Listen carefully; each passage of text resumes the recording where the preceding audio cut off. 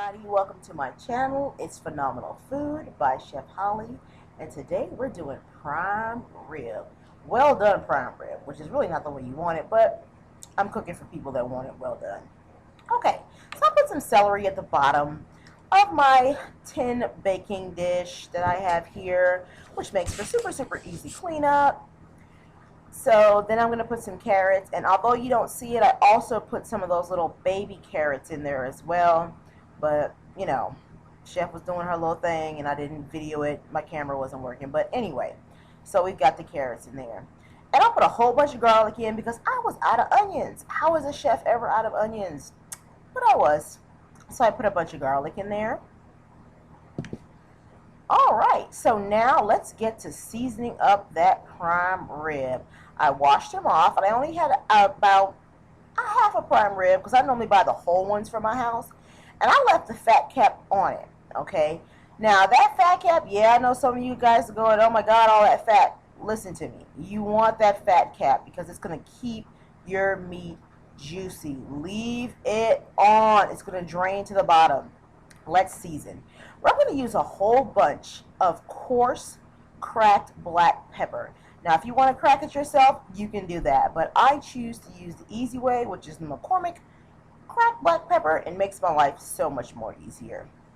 Next, we're going to go in with a little white pepper. Just a little. You don't need too much. So I put a little white pepper in there with my cracked black pepper. And as you can see, I'm struggling to move this thing around because she is heavy.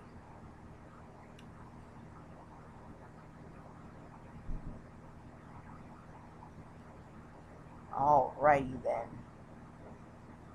Granulated garlic is next. Put as much granulated garlic as you want on this. It's okay to season a prime rib roast heavy, y'all. Season it heavy on each side. Turn her over. Go ahead and put some more on there.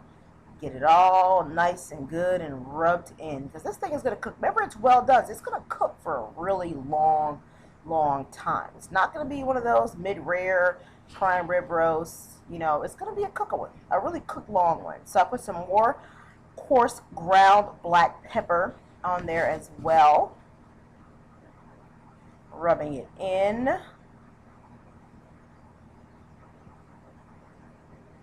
And we're going to put a little oregano on there as well too. Lots of oregano. Yummy, yummy. Flip her over. Put some more oregano on there. Don't be afraid to season the absolute doohickey out of this, y'all. You can do that on a prime rib roast because all that seasoning is on the outside. It's not on the inside, so you're pretty good with all of that. It will permeate and make a beautiful prime rib.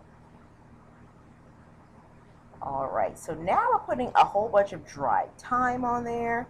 And I'm not going easy again. I'm going in on putting all this thyme on there.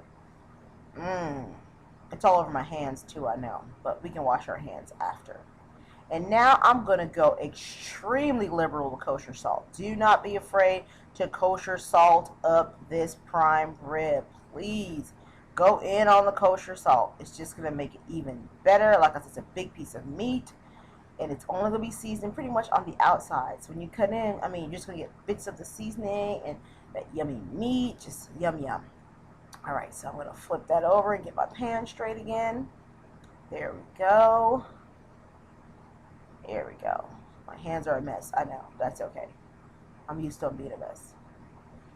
And now we're going to put a little rosemary. I would have put more rosemary, but I was almost out of rosemary. Rosemary is absolutely phenomenal with prime rib roast.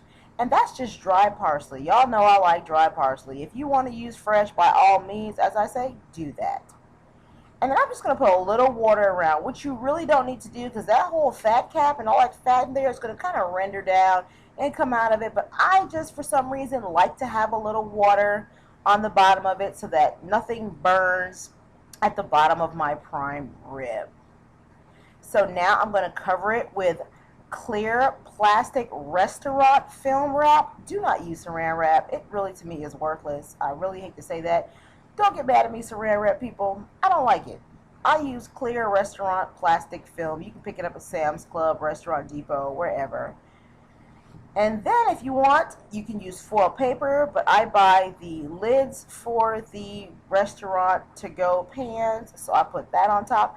But foil paper would work just as well. You want to make sure it's really, really tight because that plastic film and that aluminum on top is going to create a vacuum and make your meat cook faster. All right, so we're just about firmed up with that. Here we go. Yes, God, let's go. Now, we're going to place this in a preheated oven on 400 for 4 hours. We're going well done, remember that. And then after 4 hours, I want you to remove the aluminum and plastic wrap, turn oven down to 350, and allow to cook uncovered. And that's your end result right there, you guys. A beautiful, well done, super, super tender prime rib roast. Follow me on Twitter at Chef Holly Smith. You can also find me on the Facebook at Phenomenal Food by Chef Holly. Like my page. Thank you for joining me and enjoy.